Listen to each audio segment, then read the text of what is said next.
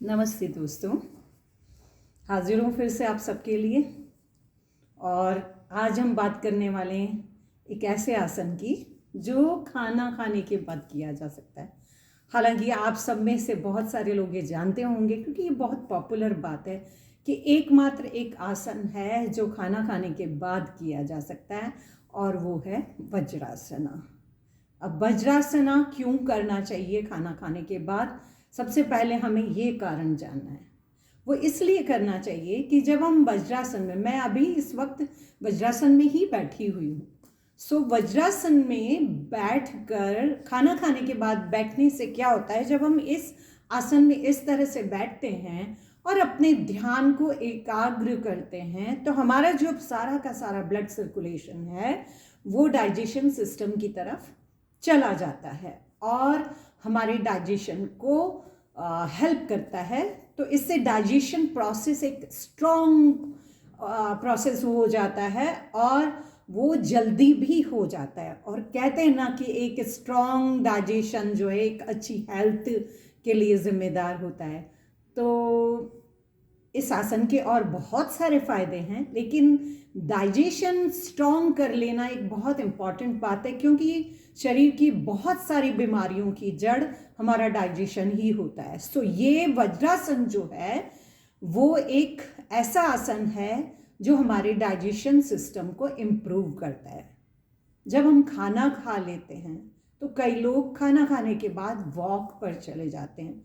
तो अगर हम ये सवाल करें कि खाना खाने के बाद वॉक करना ज़्यादा अच्छा है या वज्रासन में बैठना ज़्यादा अच्छा है, तो मैं आपको ये कहूँगी कि जब हम वॉक करते हैं तो हमारा सारा का सारा ब्लड सर्कुलेशन पैरों की तरफ चला जाता है, लेकिन जब हम वज्रासन में बैठते हैं तो हमारा जो पैरों का ब्लड है वो पूरा का पूरा हमारे डाइजेशन सिस्टम को मिलता है और हमारा जो डाइजेशन प्रोसेस है वो बहुत अच्छा हो जाता है, बहुत जल्दी हो जाता है।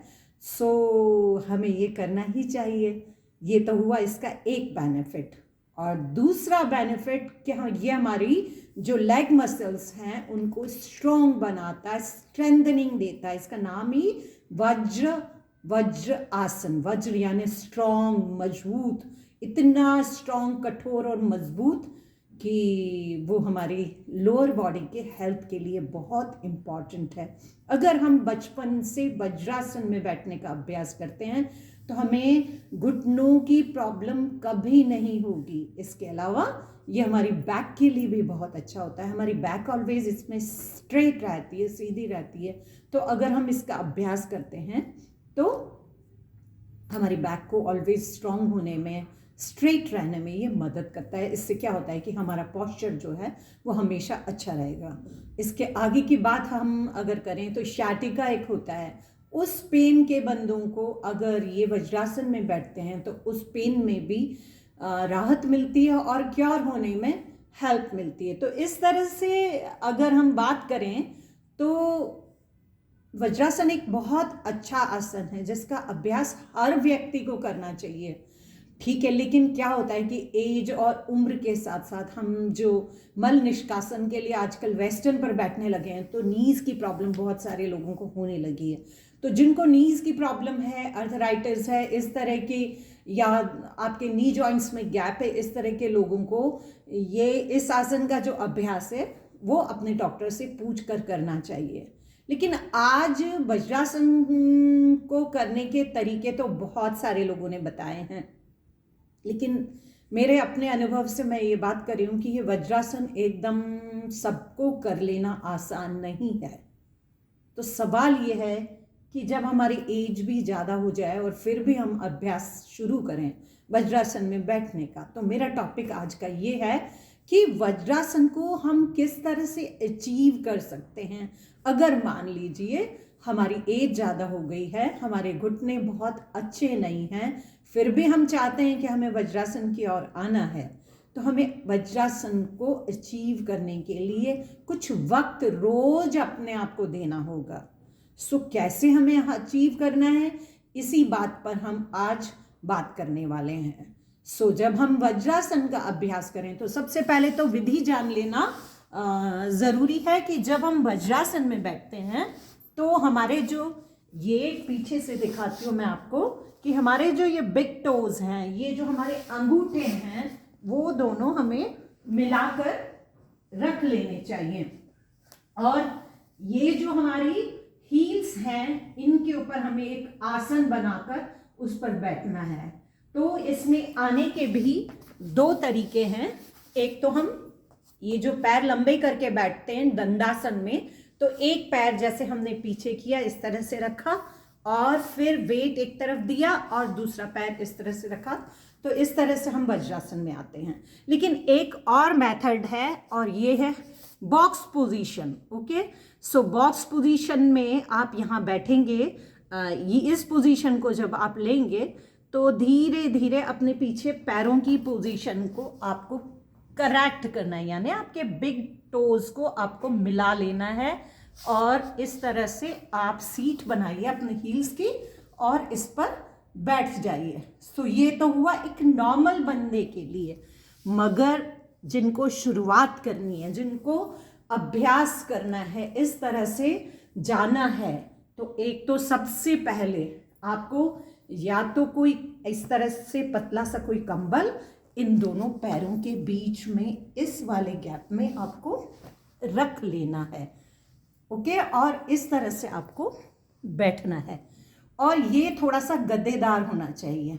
और जो जिनको घुटने में प्रॉब्लम है वो एकदम फ्लैट सरफेस के ऊपर इसका अभ्यास ना करें, गद्दों के ऊपर, गद्दे के ऊपर जो फ्लैट गद्दा है उस गद्दे पर बैठकर इसका अभ्यास करें। आप इसके अलावा एक कोई पिलो यहाँ रख सकते हैं। मान लीजिए उस पतले कंबल से आपको नहीं आराम मिल रहा है तो शुरुआत में आप इस तरह से एक पतला सा तकिया अपने इन दोनों एरियाज के बीच में रखें और इस पर बैठ जाएं।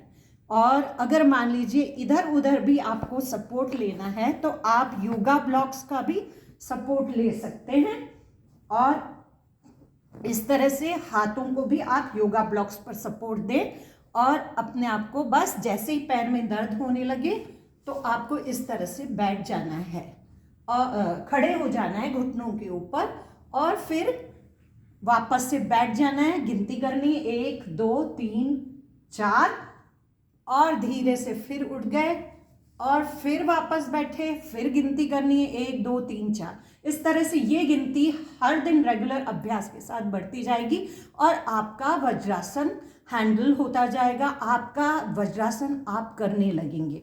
मान लीजिए आपके घुटनों की स्थिति बहुत ज़्यादा खराब है तो क्या करना है, आपको एक चेयर ले लेनी है अपने साथ में, एक कुर्सी, ठीक है, और दूसरा आपको इन दोनों एरियाज के बीच में पिलो लगाना है, बैठना है और फिर सपोर्ट के लिए आप कुर्सी के दोनों हैंडल पकड़ लीजिए, इस जगह को पकड़ लीजिए और फिर उठ के खड़े हुए साथ में और फिर बैठ गए।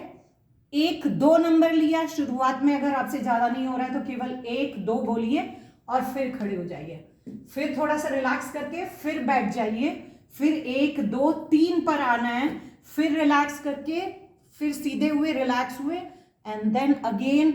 इस तरह से अपनी गिनती को आप बढ़ाते जाएं, अपने मसल्स को स्ट्रॉन्ग करते जाएं और जैसे जैसे ये मसल्स आपकी स्ट्रॉन्ग होती जाएंगी आप जो है अपने वज्रासन को धीरे धीरे, मगर आपको पेशेंस रखना होगा, धैर्य के साथ लगातार अपने इस वज्रासन को अचीव करने पर काम करना होगा, रोज करना होगा। और ये ज़्यादा देर का काम नहीं है, सिर्फ आपको 2 से 3 मिनट अपने आप को रोज देने हैं ताकि आप धीरे धीरे इस आसन को अचीव कर लें। और ये आसन जिस दिन अचीव हो गया तो आपको घुटनों की और पैरों की कोई प्रॉब्लम नहीं होगी, आपको डाइजेशन की कोई प्रॉब्लम नहीं होगी, ऑलवेज आपकी बैक स्ट्रेट रहेगी और बहुत सारे बेनिफिट्स हैं इस आसन में बैठने के।